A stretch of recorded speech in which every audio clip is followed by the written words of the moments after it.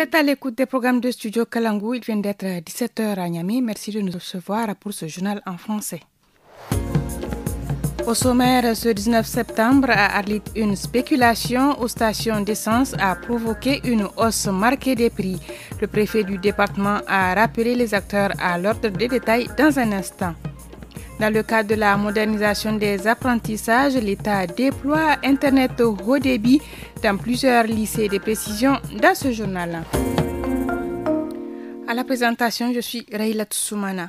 À Arlit, une spéculation attribuée aux conducteurs de taxi moto Kabu Kabu et de tricycles ADDTA aux stations-service a provoqué une flambée du prix de l'essence.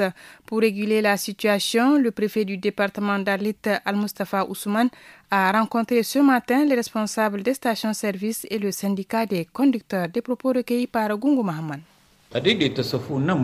C'est ici qu'il a été décidé de vendre aux conducteurs de tricycles à ADDTA 6 litres d'essence par jour. Mais après, l'on a constaté qu'ils revendent l'essence en ville à raison de 3 000 francs le litre. Vous aussi, vous ne contrôlez pas vos pompistes. Si un client tend 10 000 francs à un pompiste, il lui fait le plein ou bien il remplit le bidon. Les jeunes là qui sont sous votre responsabilité, vous les payez. Il n'est donc pas normal qu'ils prennent de l'argent avec la population encore. Il faut vraiment nous arrêter cette pratique. Arrêtez-nous ça vraiment. De l'éducation dans ce journal, le lycée Abachi Cheibou, ex-lycée municipal, dispose désormais d'un accès Internet haut débit. Le lancement a eu lieu hier dans le cadre d'un programme de l'État visant à connecter 300 établissements, principalement des lycées et écoles normales à travers le Niger. L'objectif est de moderniser les méthodes d'apprentissage et offrir aux élèves un accès élargi au savoir, explique Barik Elagir, le proviseur du lycée. Il est au micro d'Amina Moukaila. L'Internet est devenu un outil très essentiel que les élèves, les enseignants au niveau de l'école peuvent s'en servir pour mieux améliorer leur apprentissage. L'Internet permettra aux élèves de faire des recherches. C'est un système inclusif, vraiment qu'il y ait un cadrage au niveau de cet outil informatique. Il ne faut pas permettre aux élèves d'utiliser cet outil informatique autrement que dans le sens éducatif. C'est dans ce sens que nous avons dit que vraiment débloquer tous les sites qui ne sont pas éducatifs. Mais si on a des sites vraiment éducatifs, les élèves, dès qu'ils rentrent, ils savent quoi faire.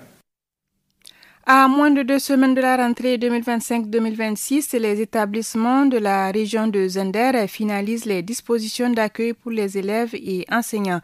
Certaines salles restent toutefois occupées par des sinistrés des inondations. Des précisions avec Idi Adamou, directeur régional de l'éducation nationale de Zender.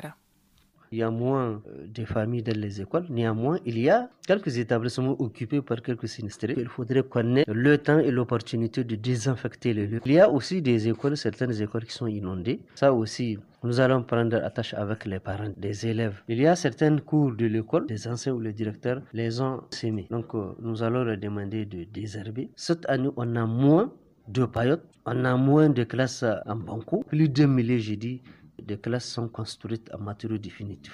C'était Idi Adamou, le directeur régional de l'éducation nationale de Zender, à suite des propos recueillis par Ali Keta. À Niamey se tient la 5e édition du Festival de la Grillade qui a ouvert ses portes ce matin à l'Académie des Arts. Un rendez-vous gastronomique qui met en avant la convivialité autour du feu et des saveurs locales. L'événement se poursuivra jusqu'au dimanche de 10h à 22h. Écoutons Rakia Manzo, une des organisatrices de cet événement, pour plus de détails. Elle est au micro d'Alheri Haruna. On a fait cette exposition pour promouvoir la gastronomie nigérienne, surtout les grillades, parce que c'est ce qu'on sait faire le mieux. Pour nous, c'est un honneur de recevoir les bouchers, de par exemple les décorer, de leur donner des reconnaissances de satisfaction, des trophées, tout ça.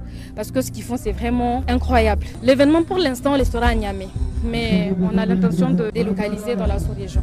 En tout, on a 40% des stands exposants. Le nombre a un peu diminué. Donc, on est fiers de ce qu'on a fait. On est très, très fiers de nous. C'est la fin de ce journal en français, la suite en langue nationale.